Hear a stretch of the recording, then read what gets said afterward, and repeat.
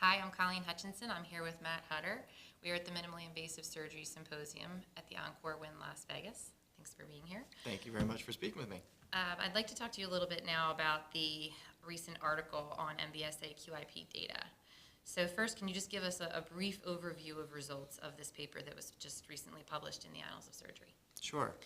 This study was the first report from the MBSAQIP data, so we're very excited about this. And it specifically looked at the techniques for sleeve gastrectomy that are done and compared them to the outcomes from sleeve gastrectomy.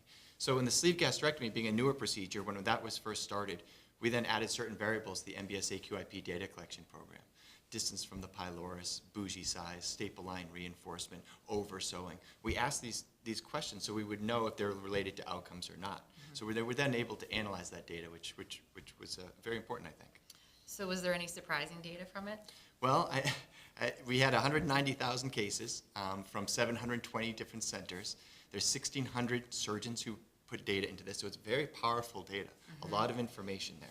It's good quality data, standardized definitions. It looks at surgical outcomes. It looks at one-year data with regards to weight loss, and then we compared it from those techniques. So what we did find, which I think was a bit of a surprise, well, one thing, we found that staple line reinforcement is used by 80% of the surgeons, which is not too surprising, I guess. But what we did find was that staple line reinforcement was associated with increased leak rates compared to people who don't use staple line reinforcements.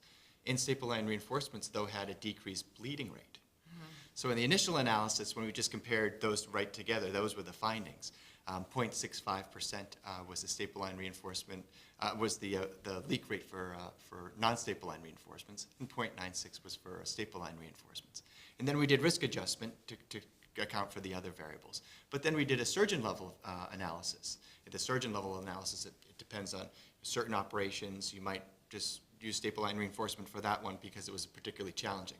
Taking that all out of the play, we did find the staple line reinforcements had an increased risk of leak, but no effect on the bleeds. And they're still pretty low rates. Oh, it is, and that's probably the best take-home point is that overall these operations are quite safe, and the overall complication rates that we're talking about are quite low. The other thing that we did find out that was quite surprising, I think, was that we looked at the bougie size, like I mentioned, and we find that the larger bougie side actually had increased weight loss. So the bigger the bougie size over 40 or 40 or greater had increased weight loss compared to small bougie size. And distance from the pylorus.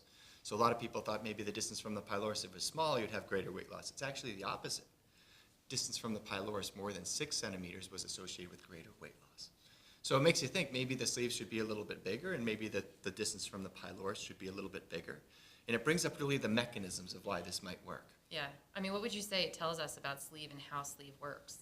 Well, I think we're still trying to figure that out, but I think it tells us that it's probably the rapid transit. It's a rapid flow of the food that goes through there rather than the restrictive aspect. And so with the rapid flow from a distance from the pylorus being a bit bigger, then you have the antral mill to squeeze stuff through the pylorus, and then a conduit that doesn't kink or twist, that move things right through, that might be the best sleeve. So given all these findings, what would be your recommendation to surgeons? Well, I mean, 80% of the people are using staple line reinforcements, and I think in their hands they are quite safe because overall the leak rates are low. But I think we need to look at what we do in the operating room, whether these are needed. They are costly, but for some people they might be the right things to use. For other people, maybe not. So I think you should just examine. We should look at the data and see what we can do and what we can do better, because the overall goal is to make it better and safer for our patients.